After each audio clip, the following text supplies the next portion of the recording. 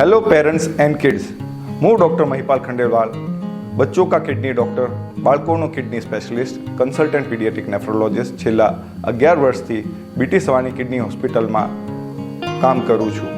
હું પેરેન્ટ્સ ને બધા કિડ્સને એ ગુજારિશ કરું છું કે આ વખતે 14 માર્ચે વર્લ્ડ કિડની ડે સેલિબ્રેટ કરવામાં આવે છે. એનું હેતુ એવું હોય છે કે આપણે કિડનીની હેલ્થ કેવી રીતે જાળવી શકાય. તો એના માટે મારા બાળકો અને પેરેન્ટ્સ માટે કંઈ ટિપ્સ છે જે એમને સરખી રીતે ફોલો કરવાના છે, જેનાથી આપણે કિડની સાચવીને રાખી શકાય. પહેલું જે ટિપ છે એ આપણે avoid junk foods and fatty foods.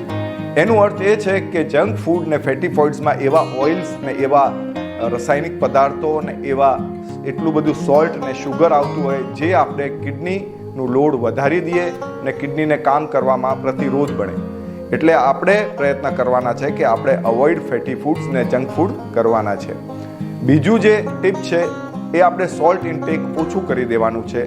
એ કેવી રીતે કરી શકાય? જેમ કે આપણે અથાણું, પાપડ, વેફર્સ, કુરકુરે, ચિપ્સ, પેકેટ્સ એ અવોઇડ, પ્રોસેસ્ડ ફૂડ એ અવોઇડ કરવાના છે, જેનાથી આપણે સોલ્ટ ઇન્ટેક ઓટોમેટિકલી ઓછું થઈ જાય ને કિડનીનું લોડ ઓછું થાય ને કિડની આપણી સરખી રીતે કામ કરી શકીએ.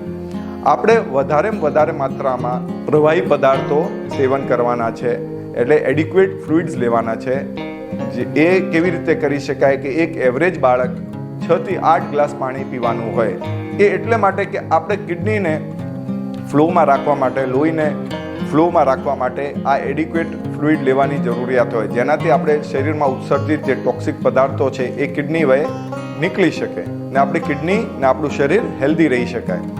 ચોથી વાત જે છે કે આપણે over the counter pills avoid કરવાના છે. એનું મતલબ એ છે કે આપણે વગર ડૉક્ટરની સલાહે કોઈ બી વગર સમજીએ દવા લેવાની નથી.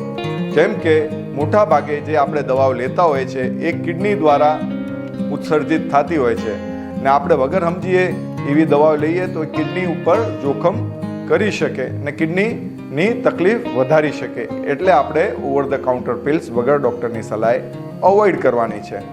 પાંચમું પોઈન્ટ જે છે એ આપણે લિમિટ સ્ક્રીન ટાઈમ. હવે એ સમજવામાં આવે કે લિમિટ સ્ક્રીન ટાઈમ આપણે કિડનીને શું લેવું દેવું. એટલે લિમિટ સ્ક્રીન ટાઈમથી મતલબ એ છે કે આપણે સ્ક્રીન ટાઈમ લિમિટ કરશું તો આપણે આઉટડોર એક્ટિવિટીઝ વધારી નાખવાની છે. આઉટડોર એક્ટિવિટી વધશે તો આપણે સન એક્સપોઝર થશે, એક્સરસાઇઝ થશે, જેનાથી આપણે કિડનીનું લોહીનું પ્રવાહ વધી જશે ને કિડનીને કામ કરવામાં આરામ મળશે ને આપણે બધા જે ટોક્સિક પદાર્થો ભેગા થાય છે એ કિડની વયે બહાર ઉત્સર્જિત થઈ શકે ને આપણી બોડી હેલ્ધી રહી શકાય. છેલ્લું પોઈન્ટ જે છે, ઈટ ફ્રેશ ફ્રૂટ્સ એન્ડ વેજીટેબલ્સ. એટલે આપણે લીલોતરી શાકભાજી, ફ્રૂટ્સનું સેવન વધારી નાખવાનું છે. કેમ કે એનામાં એવી રીતે વિટામિન્સ, મિનરલ્સ ને એન્ટીઓક્સિડન્ટ્સ આવતા હોય જે આપણે કિડનીને હેલ્ધી રાખે ને આપણે બોડીને બી હેલ્ધી રાખે છે. તો આ બધા ટિપ્સથી હું આશા રાખું કે પેરેન્ટ્સ ને કિડ્સ તમે આ ટિપ્સ ફોલો કરવાના છો, જેનાથી આપણે બધા મળીને આપણે બાળકોની કિડની હેલ્ધી રાખી શકાય. Thank you.